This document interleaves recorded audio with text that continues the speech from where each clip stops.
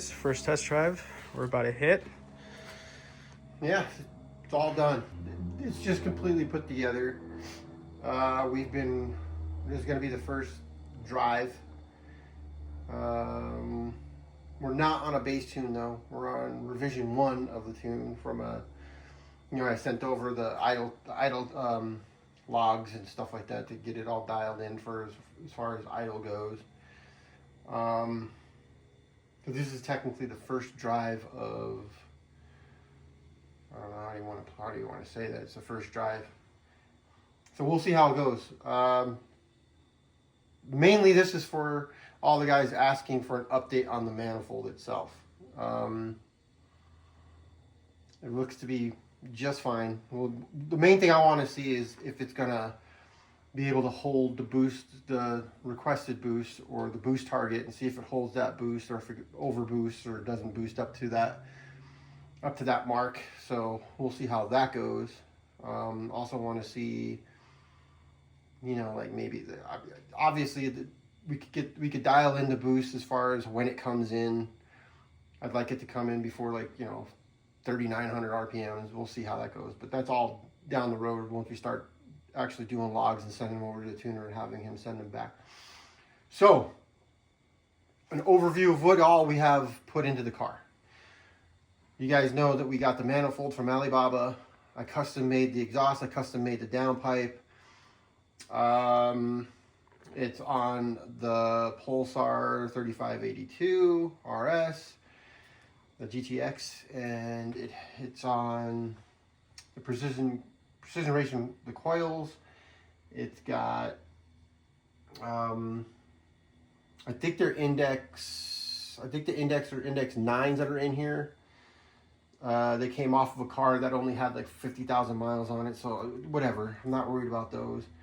If they go bad, we'll just replace them in index 12s down the road. It's running the max solenoid for boost control. The boost control is all controlled through the DME. We have port injection with the 750cc injectors running off of the Motive Reflex. The Motive Reflex has the latest software. I just did that. I just put on the latest software. My tuner sent over a custom bin file for it. We're running the 3.5 bar map sensor. Tuner took care of that. It's got everything. I've already gone over all that on the previous videos of what we did. So it has the dual Walbro 450s. It's running straight E.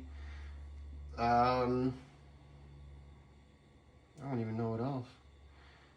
It's fully done for single turbo. There's not a part that I didn't do that supports single turbo. For the power goals that I'm wanting, the power goals for me is running probably close to, 25 PSI, right around there. So around the 650 horsepower mark or 600 horsepower mark. I don't want to go any higher than that because I don't want to have to build the engine. It does have a stock clutch in it, so we'll see how that goes. I don't think it's going to go very, very, very long, but we do have the uni clutch that we need to put in. It's just been really hard to find the adapter plates or the adapter for it.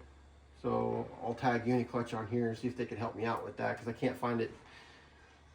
I can't really find it available at like where I bought the clutch from, which is Napa. They couldn't get it. They don't know how to get it, so I don't know how to get that, but I can probably find it online. But that'll be the next step to getting this where it needs to go. But for now, we're just going to drive it around and do a bunch of logs and send them over to the tuner and get this thing running good.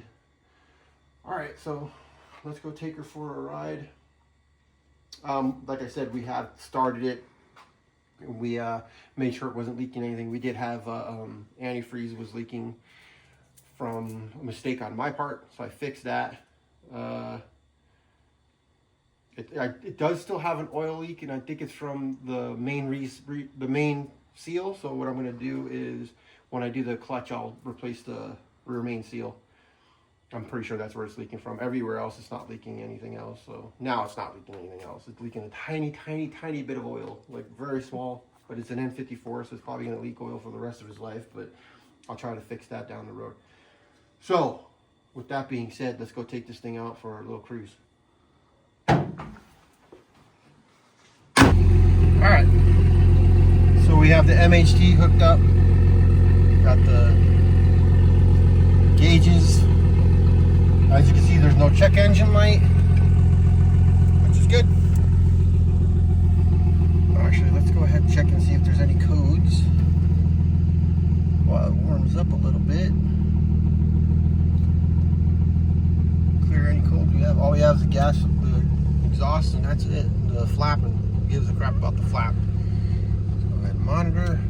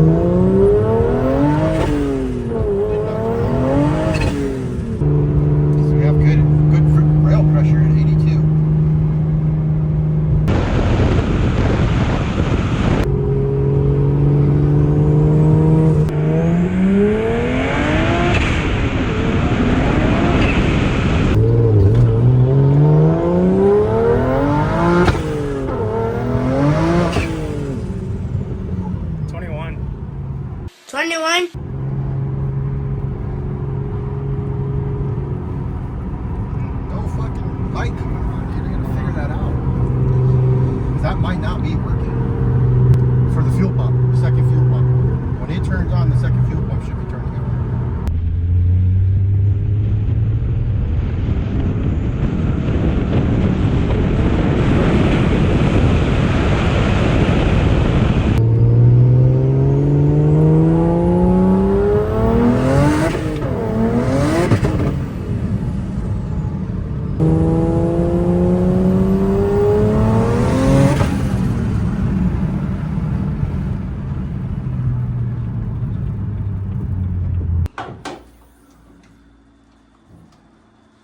No idea. Whew,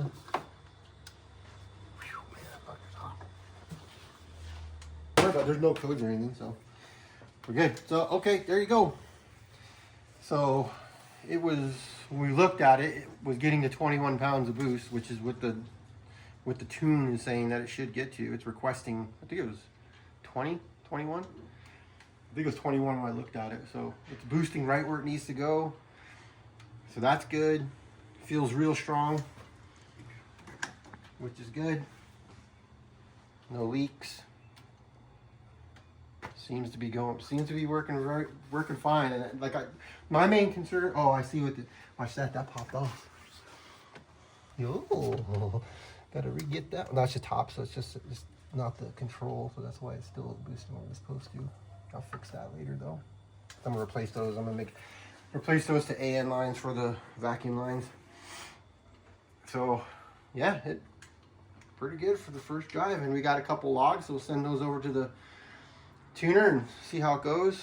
The one thing I'm concerned about was I did look over on the second pull that we did, and we dropped down to like 50 psi on the low pressure fuel pump. So that's telling me that the pump is either not turning on or the pump's not turning on. So I'm gonna have to figure that out. So I'm gonna mess with the settings on the motive reflex. Again, I'll look at the logs, but I'll mess with the settings on that and see if I can't figure that out. But I should be able to figure that out. It's no big deal. I just got to go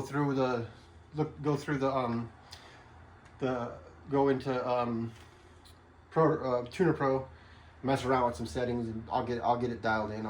Make sure that that's working, because I don't even know if the port injection is working, but it felt like it felt good. Like, it felt real good. It felt strong as shit. So yeah, all right, guys. So that's what we'll do now is I'll go through. I'll send the logs over to the tuner. I'll go drive around and do some more logs and dial it in. But for a first drive, that thing felt strong. We'll check the GoPro and see how that looks, but it felt really strong. So now we'll do a long-term review of the manifold. But right now, the manifold is doing exactly what it should be doing as far as a manifold, what it does, right? The only main concern I had was running off of one wastegate, whether we're going to overboost because of, only one wastegate. But obviously we're right at the target boost right now at 21. So once we start increasing the PSI from 21 up to like 23, 24, 25 PSI, we'll see how it does there. But at 20 pounds, it's looking good. So I'm not overly concerned with it. Like I said, we'll just keep looking at it. We'll just keep looking at it and see how it goes. But for now, I'm happy.